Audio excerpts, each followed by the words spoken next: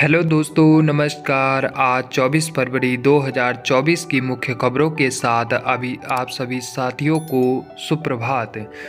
आप सभी का एक बार फिर से दैनिक जागरण के राष्ट्रीय संस्करण के मुख्य अखबार में स्वागत है। आप सभी जितने भी हिंदी माध्यम के सभी साथी हैं जो किसी भी कॉम्पिटिटिव एग्जाम्स की तैयारी करते हैं या फिर किसी स्कूल या कॉलेज में अपनी पढ़ाई कर रहे हैं, उन सभी साथियों के लिए यह एक बेहतर लाभदायक अखबार है। आप सभी को बता दूं, इस अखबार में जितने भी स्टैटिक जीके करंट अफेयर के सवाल आप सभी को मैं बताने वाला हूं, वह सभी आप आई होप नोट करते जाएंगे। अपने साथ एक नोट कॉपी आप इस सेशन के दौरान ज़रूर रखें, और अगर आप कहीं नोट कॉपी रखने के कगार पर नहीं है तो आप इस खबरों का स्क्रीनशॉट लेकर बाद में उन्हें नोट भी कर सकते हैं। अगर आप किसी खबर को डीपली पढ़ना चाहेंगे तो आप सभी को पहले ही मैं सूचित कर देता हूं कि आप सभी इसकी सेटिंग पर जाकर और इसकी क्वालिटी को 720 पिक्सल पर जाकर ही स्क्रीनशॉट ले, ताकि आपको जितनी भी इसमें जो छोटे शब्द हैं वे सभी आप सभी को जूम करने पर भी साफ दिखाई दे और आपको पढ़ने में सहायता मिल सके। आप सभी के लिए आज दैनिक जागरण के राष्ट्रीय संस्करण से यानी कि 24 फरवरी 2024 के इस मुख्य अखबार से मैं सभी को एक नए स्ट्रैटेजी के अनुसार और कुछ परिवर्तनों के चलते हुए आप सभी तक इन खबरों को बताऊंगा।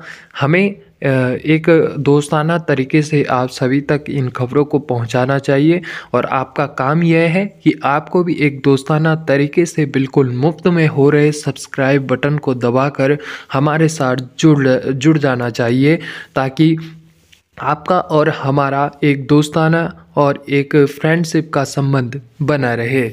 आप सभी को मैं बता दूं, जितने भी मेरे भाई बहन इसमें, जितने भी दोस्त लोग इसमें आ रखे हैं, वे सभी अगर मेरे साथ जुड़ना चाहते हैं तो आप सभी नीचे डिस्क्रिप्शन में दी गई जीमेल आईडी पर अपना नंबर, मोबाइल नंबर, साथ ही अपना नाम और आप किस एग्ज़ाम की तैयारी और किस स्कूल किस कॉलेज में पढ़ रहे हैं, यह लिखकर आप नीचे जीमेल हमें कर सकते हैं, जिसके अनुसार आपको तुरंत उसके रिस्पॉन्स में एक मेल मिलेगा और आप उससे उस ग्रुप में ऐड हो सकते हैं, हमारे व्हाट्सएप ग्रुप में, जिसमें हमारा सबसे पहले एजुकेशन कंटेंट पड़ता है। कोई भी नए फॉर्म्स का नोटिफिकेशन आप सभी को वीडियो से पहले वहीं पर दिखता है। उसके बाद आप सभी के लिए एक वीडियो तैयार की जाती है और वह वीडियो आप सभी के लिए इसी चैनल रोजगार अपडेट पर आती है, जैसा कि आप चैनल पर जाकर देख पा रहे होंगे। चलिए आज की वीडियो की शुरुआत करते हैं। तो आप देख पा रहे होंगे आज की पहली मुख्य खबर को। यहाँ पर देखिए, जो खुद होश में नहीं है, मेरी काशी के युवाओं को नशेड़ी कह रहे पीएम मोदी का बयान सामने हमें जिस तरफ एक ओर दिख रहा है, वहीं दूसरी तरफ आज की मुख्य खबरों में हम रूस की सेना में गए भारतीयों को लाने की कोशिश जारी की खबर को आगे विस्तार तरीके से पढ़ने जाएंगे। साथ ही हम आज 3 से 7 दिनों में मिलेगा बिजली कनेक्शन। आप देख पा रहे होंगे, बिजली उपभोक्ता अधिकार नियम 2020 में संशोधन की मंजूरी वाली खबर को भी हम आगे विस्तार तरीके से पढ़ने जाएंगे। साथ ही हम दाता के शुक्राणु या अंडाणु से प्राप्त कर सकेंगे माँ पिता बनने की खुशी वाली खबर को भी आगे विस्तार तरीके से पढ़ेंगे। साथ ही दिल्ली कूच 29 तक टला, किसानों में मायूसी वाली खबरों को भी हम आगे विस्तार तरीके से पढ़ने जाएंगे। साथ ही आज की मुख्य खबरों में चंद्रमा की सतह पर उतरा निजी कंपनी का पहला अंतरिक्ष यान वाली खबर को भी हम आगे पढ़ेंगे। इसके बारे में तो आपको सभी को यहीं पर मैं बता दूं। देखिए, इंटुएटिव मशीन्स ने रचा इतिहास, रोबोट लैंडर ओडिशियस को चंद्रमा पर उतारा। अपोलो 17 मिशन के बाद चंद्रमा पर पहुंचने वाला यह पहला अमेरिकी अंतरिक्ष यान है। ठीक है, आप सभी को बता दूं कि भारत ने भी गत वर्ष चंद्रमा पर सॉफ्ट लैंडिंग कर रचा था इतिहास। जब आप सभी को याद होगा, जब भारत ने दक्षिणी ध्रुव पहला चंद्रमा के दक्षिणी ध्रुव पर उतरने वाला यान प्रसारित करने वाला देश कौन है? भारत है। ठीक है, आप सभी को चंद्रयान 3 के नाम से जिसे जाना गया था, यहाँ पर देख सकते हैं आप इसको। गौरतलब है कि अमेरिका के अलावा अब तक केवल भारत, रूस, चीन और जापान को चंद्रमा पर पहुंचने में सफलता मिली है। पिछले साल अगस्त में भारत ने चंद्रयान 3 मिशन के तहत विक्रम लैंडर को चंद्रमा के दक्षिणी ध्रुव पर सॉफ्ट लैंडिंग कराकर इतिहास रचा था। चंद्रमा के दक्षिणी ध्रुव पर सॉफ्ट लैंडिंग कराने वाला भारत पहला देश है।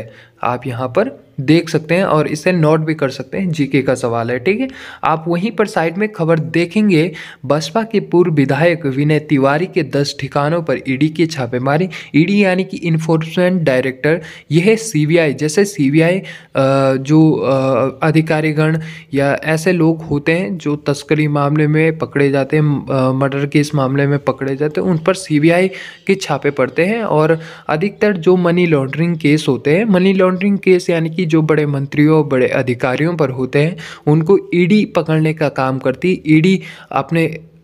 ईडी की फोर्समेंट उनको पकड़ती है। ठीक है, चलिए आगे जो हमने अभी तक आपको शॉर्ट में खबरों बताई थी उनको विस्तार तरीके से पढ़ने की दूसरे पृष्ठ से कोशिश करते हैं। चलिए, आज के पृष्ठ पर आप देख पा रहे होंगे, यहाँ पर हम दूसरे पृष्ठ पर आ चुके हैं और यहाँ पर हमने देखिए साथियों, लगातार सभी पृष्ठों को, यानी कि जितने भी 14 पृष्ठ एक मुख्य अखबार में आते हैं, 14-15 पृष्ठ, तो हमने पृष्ठों से आप समझ पा रहे होंगे, पृष्ठ पेज को कहते हैं। और जितने भी 14 या 15 पेज, जितने भी 14-15 पेज यहाँ पर मुख्य अखबार में दिए जाते हैं हर किसी के, तो दैनिक जागरण के भी इसी प्रकार से दिए गए थे। लेकिन हम आप सभी के लिए पहले ही पेपर को पूरा एनालाइज करके और पेपर में किन किन मुख्य पृष्ठों, किन किन मुख्य पेजों से मुख्य खबरें हमारे और आपकी लायक है, उन सभी को एनालाइज करके आप सभी तक उन्हीं पृष्ठों को आप सभी के सामने पेश कर पा रहे हैं।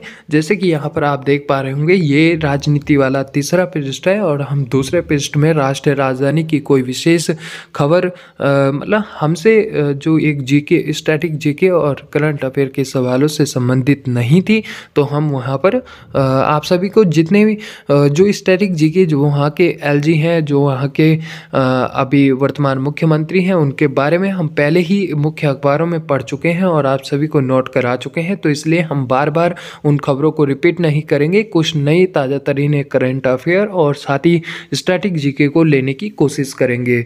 चलिए आगे बढ़ते हैं। आप देख पा रहे होंगे, चीन के साथ रिश्तों में संतुलन बनाना आसान नहीं, एस जयशंकर हमारे वर्तमान विदेश मंत्री हैं। आप देख पा रहे होंगे, रायसीना डायलॉग के मंच से विदेश मंत्री की चीन को फिर खरी। तो एक बार फिर से चीन पर एस जयशंकर जी के द्वारा हल्ला बोल दिया गया।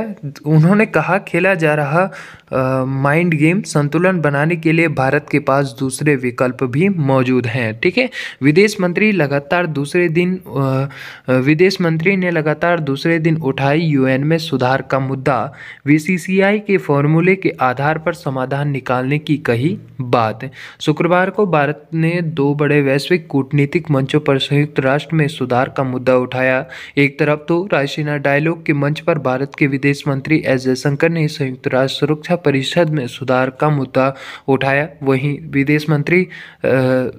विदेश राज्य मंत्री वी मुरलीधरन ने रियो डी जेनेरो ब्राजील में G20 संगठन के विदेश मंत्रियों की बैठकों में जोरदार तरीके से इस मुद्दे को आगे बढ़ाया गया।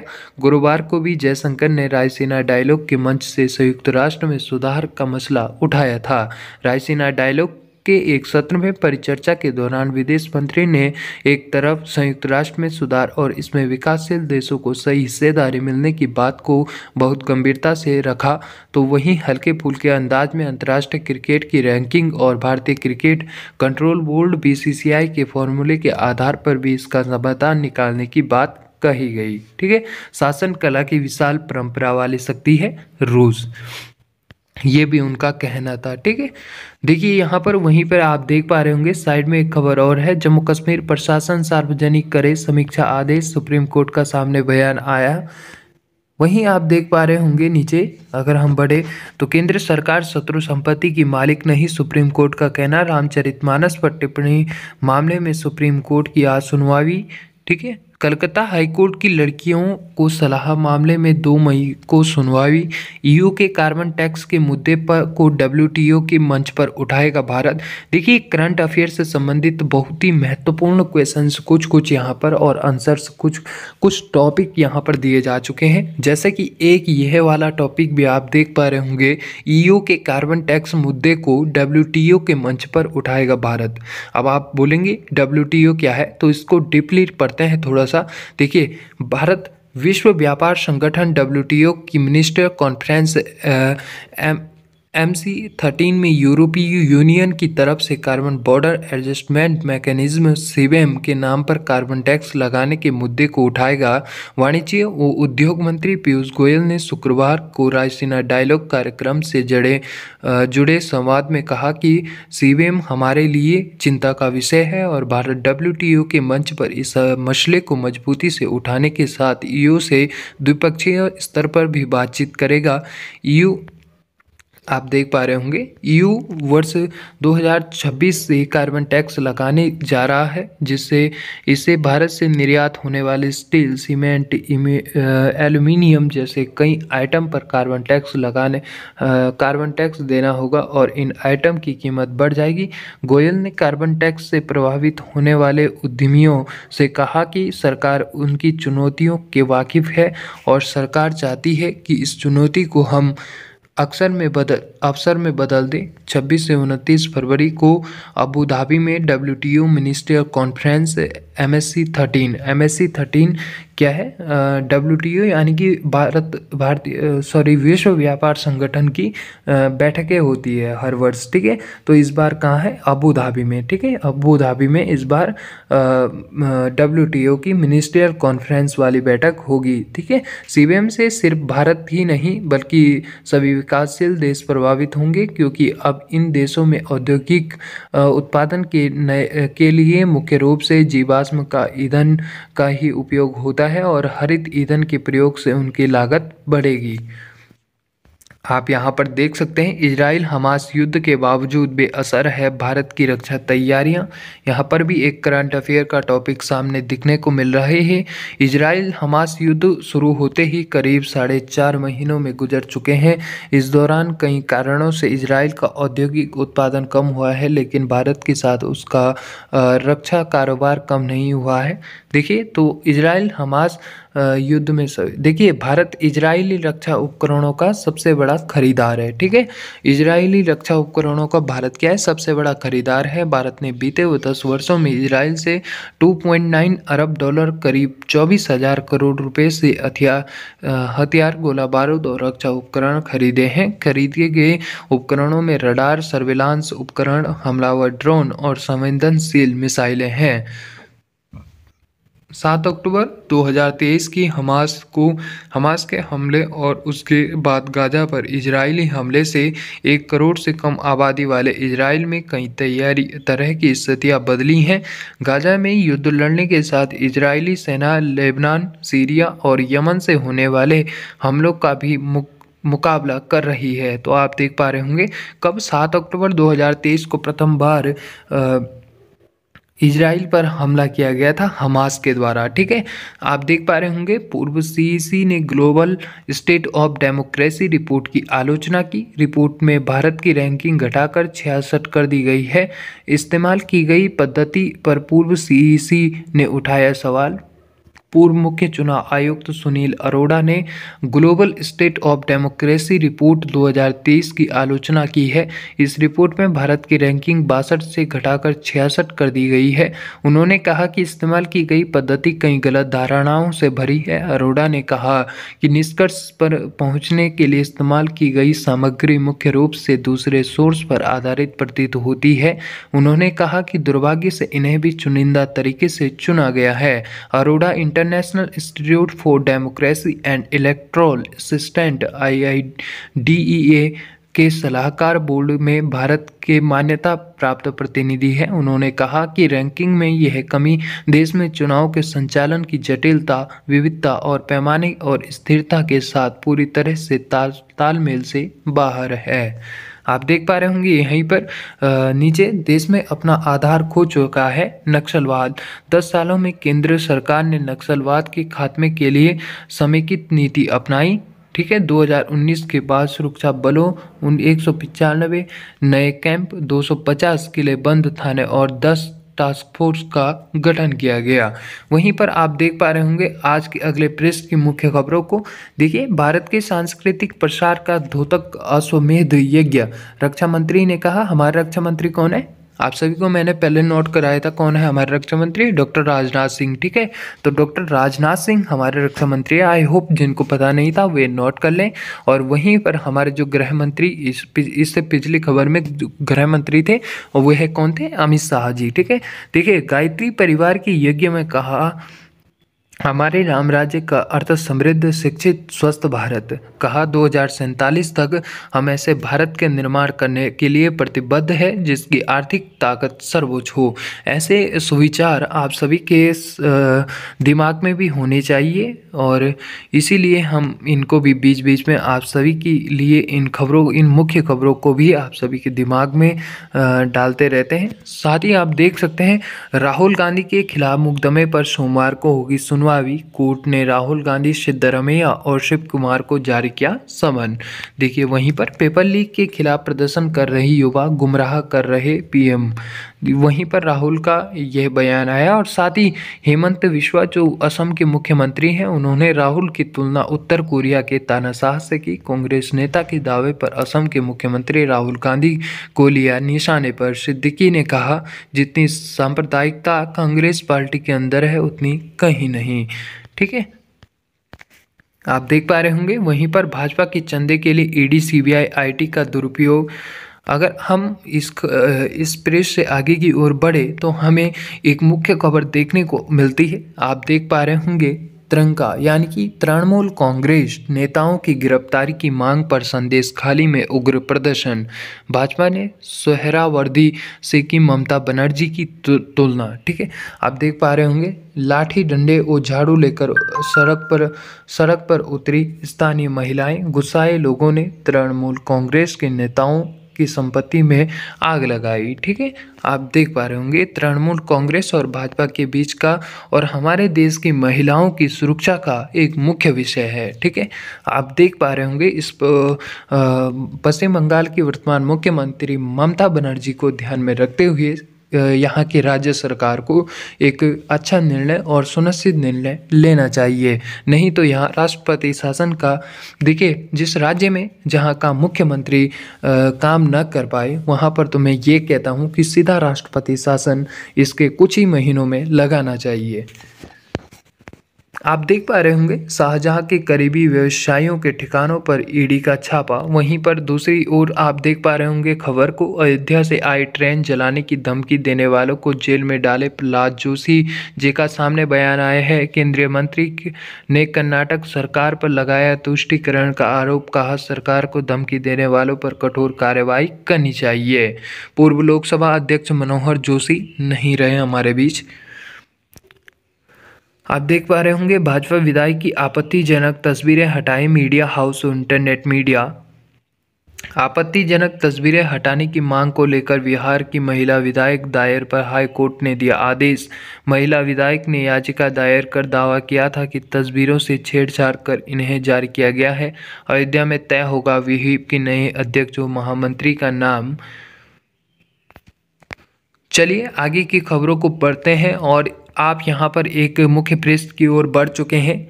यह आप सभी को बता दूं विचार वाला पृष्ठ आता है दैनिक जागरण का। आप सभी को आज तक स्किप करता गया था लेकिन आप सभी के लिए ये बेहद ज़रूरी है। आप समय आ चुके हैं, आप 720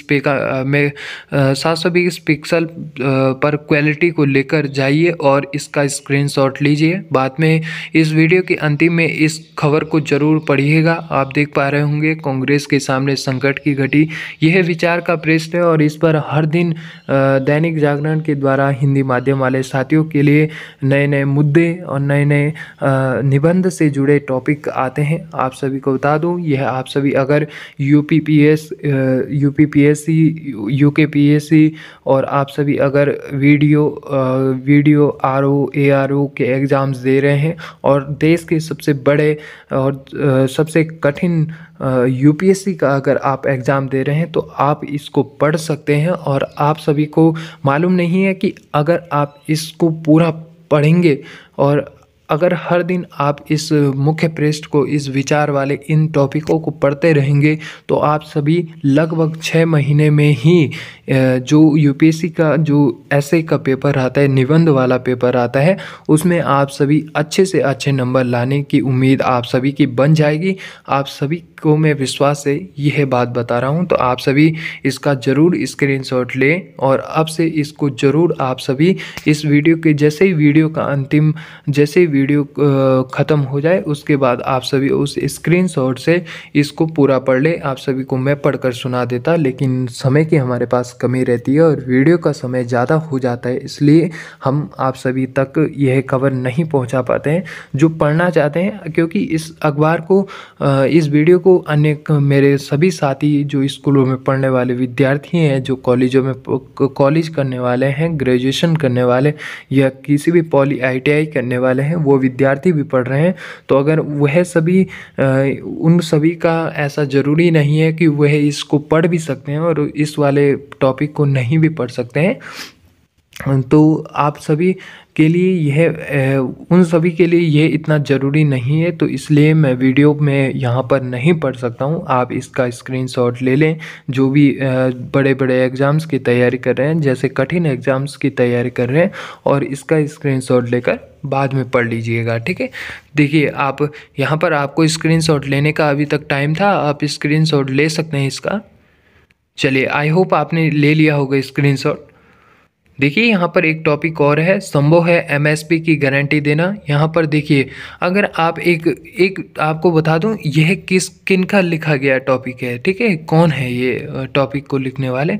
तो यहाँ पर देखिए, नीचे की ओर अगर आप बढ़ें तो यहाँ पर एक चीज़ वो लिखा रहता है कि ये इतना पूरा टॉपिक, ये पूरा टॉपिक जो लिखा गया है, जो ये पूरा टॉपिक लिखा गया है वो किसके द्वारा लिखा गया है। तो यह मुद्दा लेखक राजनीतिक विश्लेषक एवं सेंटर फॉर पॉलिसी रिसर्च में फेलो है, ठीक है, आप देख सकते हैं।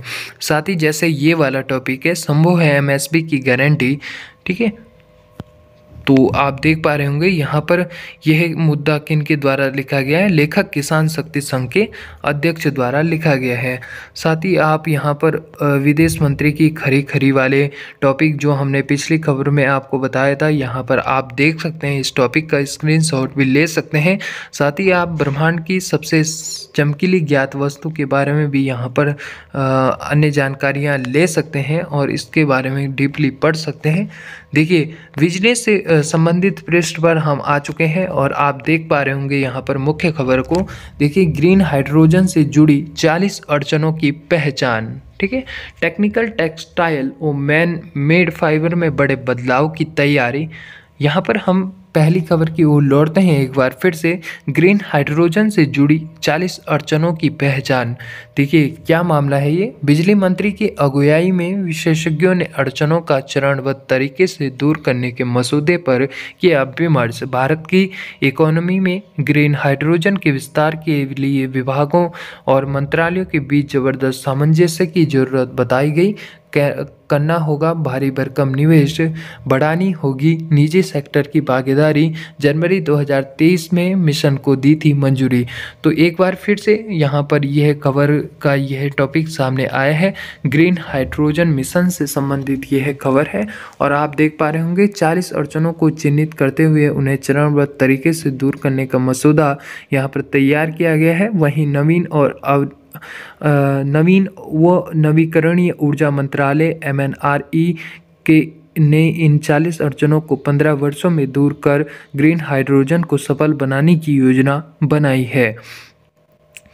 आप यहाँ पर देख पा रहे होंगे अगर हम इधर की ओर जाएं तो प्रधानमंत्री मोदी करेंगे भारत टेक्स 2024 का उद्घाटन। वस्त्र मंत्रालय की ओर से टेक्सटाइल सेक्टर को लेकर 26 से 29 फरवरी के दौरान टेक्स्ट 2024 प्रदर्शनी का आयोजन करेगा। दिल्ली के भारत मंडपम और यशोभूमि में आयोजित होने वाली इस प्रदर्शनी का उद्घाटन प्रधानमंत्री मोदी करेंगे। 110 देशों के 3000 से अधिक खरीदारों का हिस्सा लेने की उम्मीद है। ठीक है। बाइजू रविंद्रन को हटाने के पक्ष में शेयरधारक। बाइजू के कथित प्रबंधन को लेकर 60% शेयरधारकों ने हटाने के पक्ष में किया मतदान। वहीं पर आप देख सकते हैं पेटीएम के सुचारू संचालन की संभावना तलाशे एनपीसीआई, देख पा रहे होंगे। ठीक है। तो पेटीएम से संबंधित खबर अभी तक हमने आप सभी को बताई और यहाँ पर एक खबर हमारे आपके लायक है। देखिए, गूगल का एआईटी चैटबॉट जेमिनी भारत के आईटी कानूनों का उल्लंघन करता रहा है। राजीव चंद्रशेखर जी का ये बयान सामने हमें देखने को मिला है। वहीं पर अगर अंतर्राष्ट्रीय खबरों की ओर हम आगे बढ़े तो आप देख पा रहे होंगे अमेरिका ने रूस पर लगाए 500 से ज़्यादा प्रतिबंध। दबाव बनाने को ब्रिटेन और यूरोपीय संघ ने भी नए प्रतिबंधों का किया ऐलान। ठीक है। यहाँ पर देख पा रहे होंगे हिंद महासागर क्षेत्र में भारत, मालदीव और श्रीलंका की दोस्ती। वहीं पर अगर आप देख पा रहे होंगे भारतवंशी कश्मीरी पंडित क्रिस्टल कॉल लड़ रही अमेरिकी कांग्रेस चुनाव।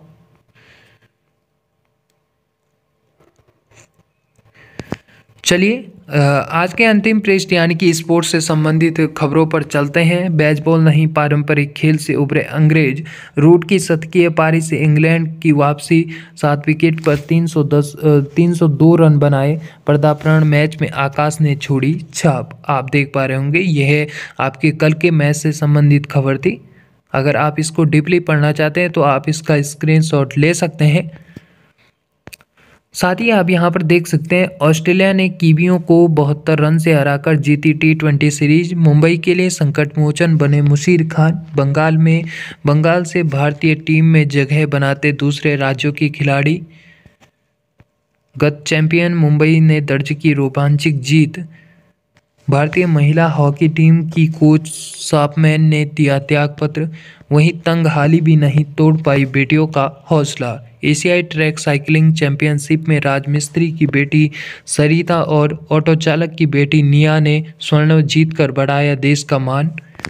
चलिए आज की मुख्य खबरों में इतने ही तक था। इतना आप सभी हमारे साथ अगर इस अंतिम खबर तक हमारे साथ बने रहे तो आप सभी का मैं धन्यवाद देना चाहूँगा। और सभी को एक बार फिर से कहना चाहूँगा कि आप अगर रोज़ इसी प्रकार से इस वीडियो को देखते आए और आप सभी के लिए अगर आप सभी कुछ ना कुछ नोट करते जाएं 2-3 खबर, तो आप सभी के लिए 1 महीने में ही ये है बहुत ही फ़ायदेमंद साबित होने लगेगा। और इसका परिणाम आप 15 से 20 दिनों के बीच देख पाएंगे कि हमारा जो एजुकेशन सिस्टम है और हमारा दिमाग की जो वैचारिक क्षमता है वो कितनी ग्रोथ हो चुकी है।